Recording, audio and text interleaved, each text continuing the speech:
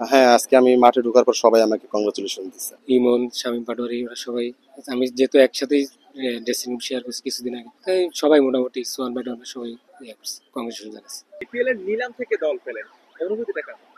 আসলে অনুভূতিটা অসাধারণ। আলহামদুলিল্লাহ, আল্লাহ তাআলার কাছে লাখ কোটি শুকরিয়া।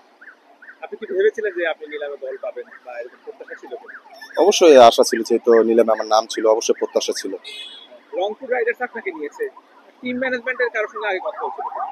আসলে আগে ওইভাবে কারোর সাথে কথা হয় না, বাট আমি রংপুর রাইডার্সের টিম ম্যানেজমেন্ট সবাই আমাকে জানে, চিনে, কারণ তাদের হাতে আমি শেখ জামালও খেলছি তাদের টিমের হয়ে। ইভেন সোহান ভাই, আসল ভাই, এদের সাথে আমি প্র্যাকটিসও করি। তো ইভেন আমি বসুন্ধরাতে প্র্যাকটিস করি। তো তাদের অবশ্য হয়তো বা আমাকে নিয়ে চিন্তা ছিল। বিপিএল নিয়ে আপনার আসলে লক্ষ্যটা কি? গত বিপিএল আপনি ছিলেন, বাট এবার তো নিলাম থেকে দল পেলেন, এবার আসলে আপনার টার্গেটটা কি? টার্গেটটা হচ্ছে রংপুর রাইডার্স আমাকে বিলিভ করে, যে বিশ্বাস করে টিম আমাকে নিয়েছে, তো আমি চেষ্টা করবো সেই বিশ্বাসের প্রতিদান দিয়ে আমি সেরাটা দেওয়ার জন্য। চান্ডিকা হাতুরু সিংহে আপনার এত দূর আসার পেছনে নিশ্চয়ই হাতুরু সিং এর অবদান আছে, আপনি বিভিন্ন সময় স্বীকারও করেছেন। এই যে এবারে এই মুহূর্তটার সময় এখন চান্ডিকায় কতটা মনে পড়ছে? তাকে আমি জানাইছি, উনি আমাকে কংগ্রেস জানাইছে এবং বেস্ট অফ লাক দিছে। আচ্ছা, তার সঙ্গে রেগুলার যোগাযোগ হয় কিনা? আসলে রেগুলারলি হয় না, কিছুদিন আগে হয়েছিল। আর কালকে টিম পাওয়ার পর আমি রাত্রে ওনাকে জানাইছি। উনি সকালবেলা দেখছি যে টেক্সট দিছে আমাকে, খুশি হয়েছে এবং কংগ্রেস দিছে। আহ, এখনকার যে spin bowling coach Mushtaq Ahmed, তার সঙ্গে আপনার সম্পর্ক কেমন বা কিভাবে কাজ করেন? স্যারে অনেক হেল্পফুল, স্যারে অনেক কাজ করাইছিল। কিছুদিন আগে মাস্টার ক্লাস ছিল মিরপুর স্টেডিয়ামে, তো ওইখানে উনি আমাকে কিছু ড্রিল দেখাই দিছিল, যেন আমার বোলিং আরো ভালো হেল্পফুল হবে। তো ওইগুলো আজকে ওইগুলো আমি অ্যাপ্লাই করছি। অ্যাপ্লাই করার পর বেশ কিছু ম্যাচে ভালো হয়েছে। সেটাই আমি স্যারকে বললাম, আজকে স্যারের সাথে আমার কথা হয়। আপনি বললেন যে রংপুর টিম ম্যানেজমেন্ট অনেকের সঙ্গে আপনার ভালো সম্পর্ক, দল পাওয়ার পর নুর হাসান সোহানের সঙ্গে কথা হয়েছে কিনা, কিন্তু এই ক্যাপ্টেন? সোহান ভাইয়ের সাথে আসলে আমি সবসময় সোহান ভাইকে বোলিং করি। ইভেন যেহেতু শেখ জামালও খেলছি ভাইয়ের সাথে, ভাই আমাকে ছোট ভাইয়ের মতোই দেখে। তো নর্মালি কথা হয়েছে আর কি, রংপুর রাইডার্স সম্পর্কে ওইসব ব্যাপারে কোনো কথা হয়নি। না মানে কালকে, আজকে বা গতকাল আজকে কথা হয়েছে কিনা? কথা হয়েছে, মাঠে দেখা হয়েছে। নর্মালি আগে যেভাবে কথা বলতাম ওইরকমই, বাট স্পেসিফিক ভাবে রংপুর রাইডার্সে ওইভাবে কোনো কথা হয়নি। যে কালকে দল পেলেন, আজকে আবার নেটে প্র্যাকটিস করতে আসলেন, কোনো ক্রিকেটারের সঙ্গে কথা হয়েছে কিনা, কংগ্রেচুলেট করেছে কিনা? হ্যাঁ, আজকে আমি মাঠে ঢোকার পর সবাই আমাকে কংগ্রাচুলেশন দিচ্ছে। কেমন লাগলো বিষয়টা? বিষয়টা আসলে অসাধারণ, মানে সবাই আমাকে কংগ্রেস দিতেছে, যে খুশি হয়েছে আমার দল পাওয়াটা। মোস্তাক আহমেদ লেগ স্পিনারদের সাফল্য অনেক বেশি খুশি হন, ইয়েস। আজকে তিনি আপনাকে কিছু বলেছে কিনা?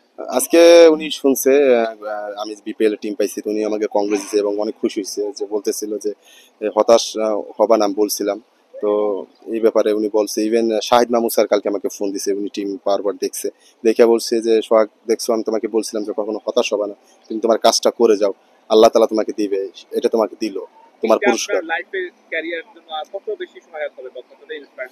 এটা অন্যতম টার্নিং পয়েন্ট বলে মনে করি, সেজন্য রংপুর রাইডার্সকে আমি অসংখ্য ধন্যবাদ এবং কৃতজ্ঞতা জানাই। প্রথম দিকে নিলামে নামে ছিল না, এরপরে তো দলই পেয়ে গেলেন, কেমন লাগছে? অবিশ্বাস্য মনে হচ্ছে কিনা?